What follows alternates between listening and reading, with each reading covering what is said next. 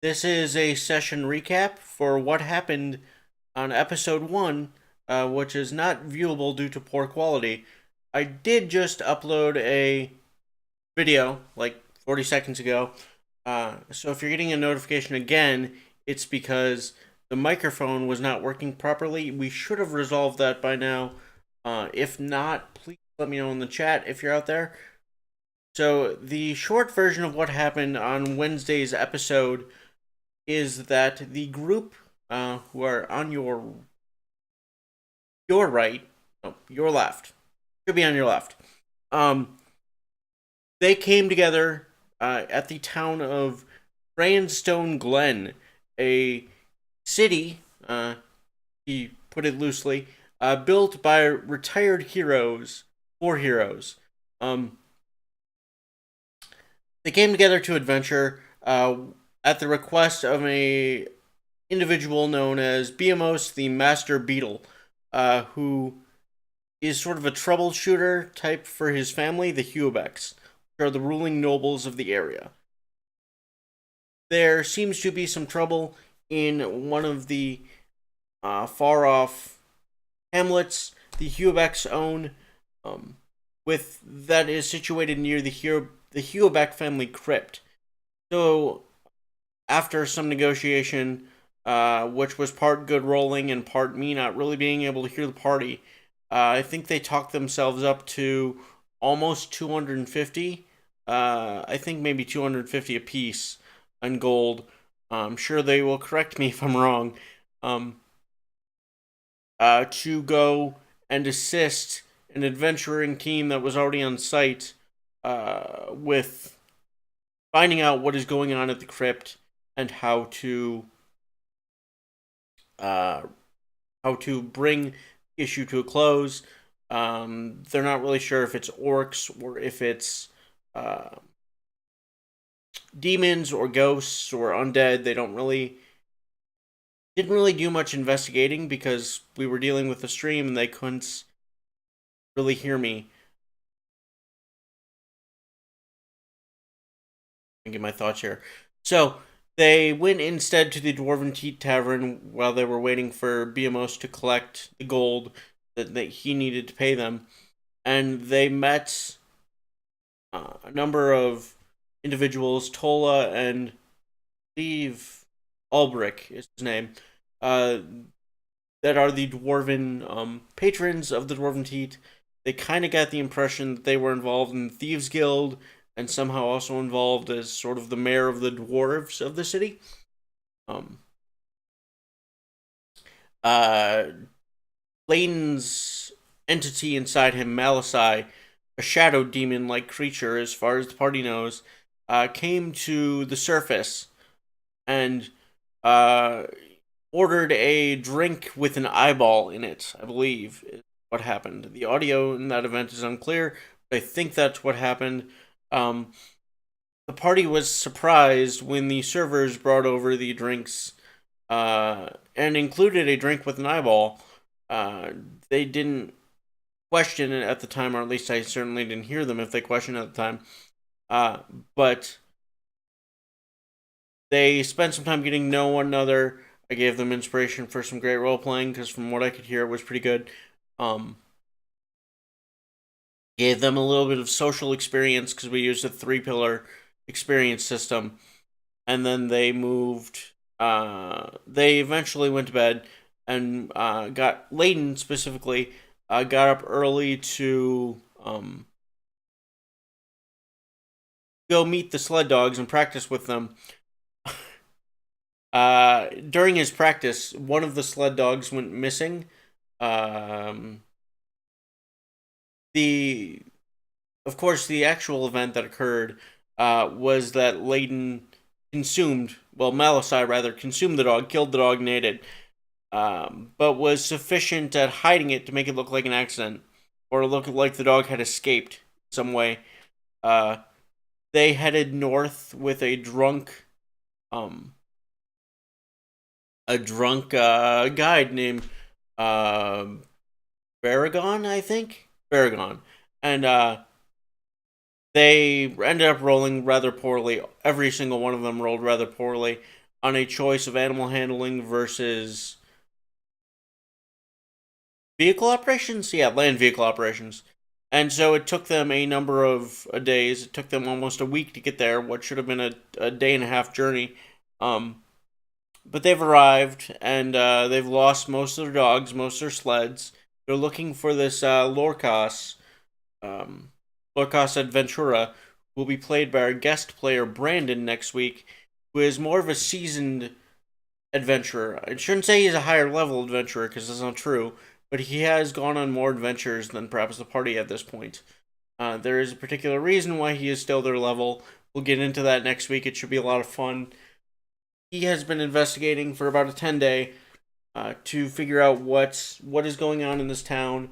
Um, his adventuring party has, well, I'll let you explain, or rather, I'll let him explain to you where they have gone and what they're doing. Um, but he is in need of some new adventuring companions. I think that's the best way to put it. And so we'll have a fun and exciting time next time.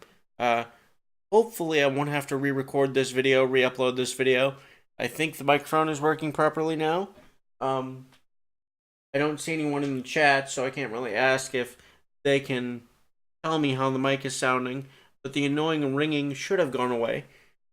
I'm looking forward to episode 2 of the Terrible Tarrasque Tales, the Descent into Huebec Crypt. Uh, I've been working on this adventure for a while. It should be fun. Um, we're going to try on the back end here to get the adventure ready to go for Dungeon Masters Guild about 2 weeks after it airs on the stream. And we're going to try to do that with most of our adventures, but because we use things like Nord Games, we use things from MCDM, we use things from Total Party Kill, we use things from Kobold Press, uh, Kobold Press. I'm gonna get shit for that. Kobold Press, sorry, Kobold Press. Yes, they are stones in the street that the adventurers walk over. No, they are little dragonic creatures that wander underneath the streets and kill them with Viet Cong style traps. Kobold Press. We are not always able to publish the adventure as it appears on screen for various reasons, because Dungeon Masters Guild has specific licenses involved there. But we will, sorry, spasm. We will do our best to ensure that it is as true to the stream as it can be, given that we use those kind of things. Um, that said, if you have any particular issue with the mechanics of the game, we do have a Your Fun Is Wrong on the Discord channel. Or a Fun Is Wrong channel on the Discord. My words are wrong. Where you can go and argue the rules with, well, someone that cares. I don't. I really could care less if you think I'm running the game incorrectly. But if you do feel the need to talk about how the game could be run differently or how we got a rule wrong, there is someone that in our group that does like to have those arguments, and he will be available to argue at when he gets back from vacation. If you have any questions about Forgotten Realms or the way I run it or suggestions into that regard, we do have a channel called A Pen, a Scroll, a Story, I believe, which is where you can talk to me, the Dungeon Master, the True Knowing Gnome, about uh, what you feel is wrong story wise, that sort of thing. Tomorrow night, I will be answering questions that have been left in the Discord. Miles, who plays Layton, will be our moderator for that Q&A. So get your questions in there. One of the things we'll be discussing is why we're starting almost 100 years, give or take. Almost 200 years, actually, I think. Nope, 120. I'm bad at math again. 120 years before the release of 5th edition, why we're choosing to work with this timeline. I'm excited for it. I think that's a good question. I think it's something that needs to be addressed for hardcore Realms fans. I'll briefly talk about my disability a little bit. I'm sure you can see I'm in a wheelchair. and I'm having muscle spasms and things on camera. So I'll talk about that and kind of clear the air with that. I might be able to introduce you to my wonderful service dog Zach if he is not being camera shy. Um, we'll also talk about where the eyeball came from. Was a question I was asked, not on the Discord, but personally, why they were so comfortable with giving away an eyeball in a drink in a tavern that's supposedly built by heroes. Um, we might get a little bit into the history of the town, although that's something I would like the party to kind of explore. If not, then it's certainly something we can cover in a different Q&A. I won't be revealing what Layden's Shadow Demon is. There will be a class released on Dungeon Masters Guild that talks about Layden and Malasai, and specifically it's a class that Miles is using to run Layden and Malasai uh, in this campaign, but I won't be discussing exactly what Malasai is. You could go and read that when it comes out, and it will explain to you exactly what he is and why he is different than a shadow demon you might find in the monster manual, because he's not at all. It's actually an aberration of sorts.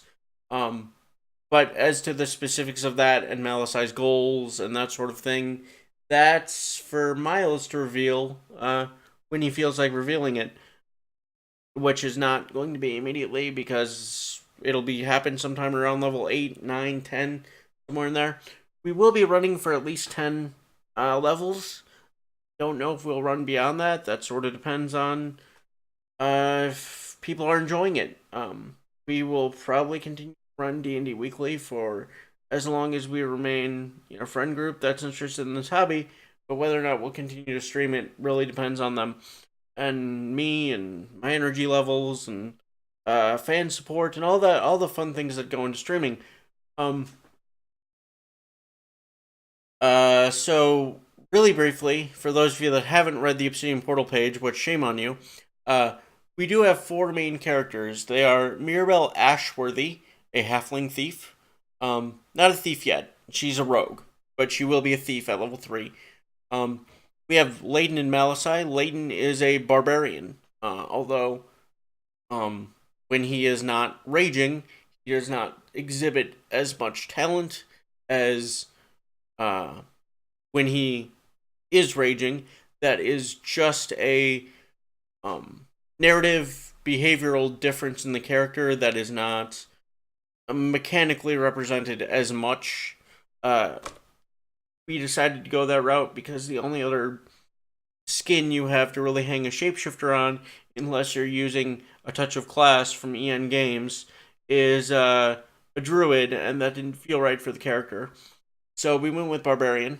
Uh, but you'll notice next week, the week after, when you can actually hear Miles narrating Layden's actions, um, that when he is Layden, without any influence of Malasai, even when he succeeds at rolls, he will often succeed at them in a clumsy way. Um, and that is a choice that Miles is deliberately making when he plays. Then we have Petrum, played by Wes. Petrum is an Earth Genasi, however it's pronounced. Genasi, I believe, though. And, I need some water. Excuse me. Uh, he is a cleric of the Forge who is trying to impress the dwarven god of the smith, or the smithy, the anvil, the forge, the soul forger Morden, the all father of dwarves. And as you'll notice, Petrum is not a dwarf, but he has heard this calling to be a dwarf, and well, not to be a dwarf, but to be a representative of the dwarven god. I misspoke again. My apologies. And so he is questing to figure out what he might need to do to represent himself both to the god and the dwarven people. Um, his storyline should be very interesting over time. We've got some fun things planned for him. Micah is our last character. Last but not least, I'm sure as Micah would say, he is a loud, brash bard who is used to getting his own way. He is a exiled noble from Cormyr, although I don't think he's told anyone why he's exiled yet. But he was exiled to Waterdeep, where he became a sailor, both of merchandise and of high risk acquisitions, depending on the day. Uh, he is a crafty and manipulative character when he needs to be, but he's also remembers a few lessons from the tutors at the Academy of the Triad, where he was training to be a knight. So, um, he should be an interesting character to follow as well. Um, we've got some interesting sort of outcasty type stories, particularly with Layden trying to prove himself to his barbarian family, and Mirabelle trying to prove that she doesn't need a family, given that she has been an orphan for the majority of her life, especially her adult life. Um, I think she said her character was like 10 or so when she lost her parents, and being a halfling, she's probably around in her late 30s to early 50s. Um, I don't remember what the age of adult is for halflings. I think it's somewhere around 50, maybe it's somewhere around 60. I'm not really sure, I'd have to ask her. But as this group progresses forward, we'll get to see the storyline develop. We'll get to see how they handle the Huabec crypt, and particularly the enigma of the Huabec crypt. Is it orcs? Is it ghosts? Is it undead? Is it something else? I know the answer to that, but you don't unless you watch next week. So thank you for listening to my recap. I was hoping it'd be a little bit more focused, but at least the microphone has hopefully stopped ringing. Hopefully it's the last time I have to record this today. I will see you all tomorrow when we record, or perhaps Monday when we record with Layton, or rather Miles's player Layton, the Q&A for this week. Get your questions in the Discord on the interwebs. Go there, links, everything. You can also find us on Obsidian Portal, which has links to everything. I will put the link in the Discord to the chat. I'll put the link in the Obsidian Portal to the chat. And you can get in your questions before the next Q&A. And we'll see you on Wednesday, 8 o'clock sharp Central Time, where we meet with Lorcas Adventura and try to unveil the enigma of the Huabec Crypt. So stay safe. Remember, the Tarrasque is slumbering for now, but you never know. And we'll see you in a few days, heroes. Talk to you later.